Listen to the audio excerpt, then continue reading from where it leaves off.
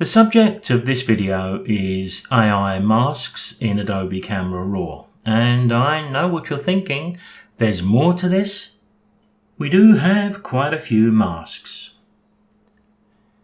We have the ability to apply a linear gradient mask, a radial gradient mask. We can apply the mask with a brush. We can select objects in the image. We can select the entire background, the entire sky, and even the subject. We can also select a range of colour and also a range of density, luminance. If that wasn't enough, we can also invert a mask. We can intersect with a mask. We can add to a mask and also remove from a mask. Why do we need quite so many of these masks? Well, because every single image is unique in both content, lighting, exposure and colour. If one mask doesn't work that well, another almost certainly will. Now, one of the masks I omitted from my introduction was select people. Just before we take a look at that, I'm going to open up the masks and we'll go through the masks that I decided to apply to this image, taken in London, of course. Now, as you can see, any mask can be renamed simply by double-clicking it, and we can turn them on and off. As you can see, I've got all of the masks turned off.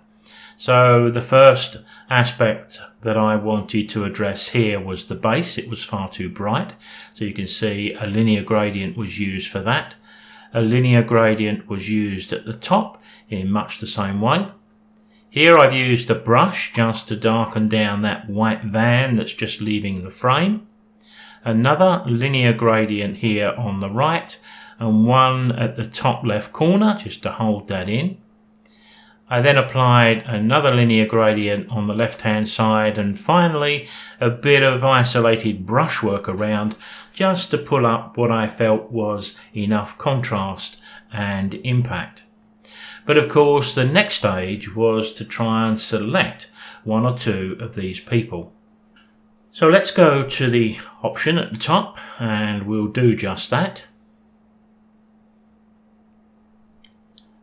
Takes just a couple of seconds, but what Photoshop is able to do here is quite amazing, really.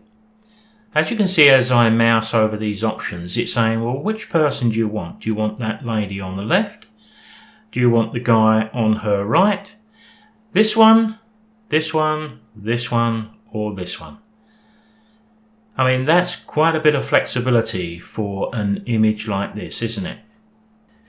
Now, I was thinking of the two people in the centre of the frame looking down the street. So I was looking to maybe lighten this person and maybe even lighten this person a little bit too.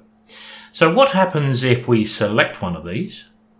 Well, we get the opportunity to create, but we can choose the entire person, but we even can break this down if it's necessary to body, skin, hair and clothes. Here we want the entire person, so I'll click create.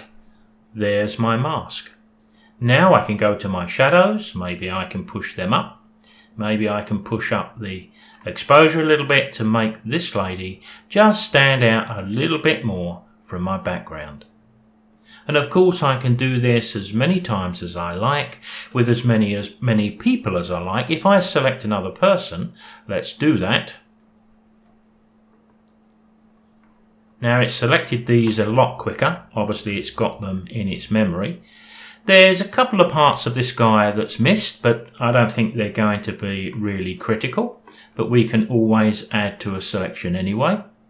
So if I wanted to click him and create his entire mask selection, and now I've got the opportunity again to maybe lift the highlights here, maybe a little exposure, but if I wanted more contrast, you get the idea. It's pretty flexible with people. In the interests of full disclosure, I have to admit here that I'm not a big expert on people photography and certainly not on people masks. In fact, I've been quite surprised with just how intricate the mask can be. Now, if we go to the mask options and select people, you'll see exactly what I mean. We can select the facial skin, body skin, eyebrows alone, I can't even read that, iris and pupils, lips, hair and clothes. Each one of those would be a separate mask. So presumably, if we wanted the facial skin and the body skin because we wanted to warm everything up, we would create our mask. Once it's created, I'll turn it off on this occasion, and I could decide to just warm up the tones a little bit if that's what I want to do, and a little more saturation. You get the idea. That's probably a bit too much, but there we have it. If we want to select any other part of the lady, her hair or the dress, especially perhaps her lips, then we would need to go back, select it again, but it comes up very quick the second time. And then of course, if we wanted to just do the lips, we could isolate those and go ahead with that manipulation. Now, the pins sitting over the lady's face are just markers for the masks we've created. We can take those away with the touch of the V key.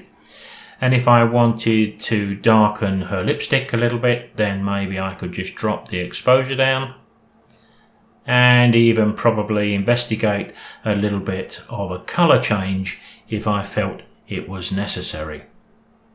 So we have lots of different masks and creative ways to use them because we need them all. What mask you use the most is probably going to depend on your style of photography.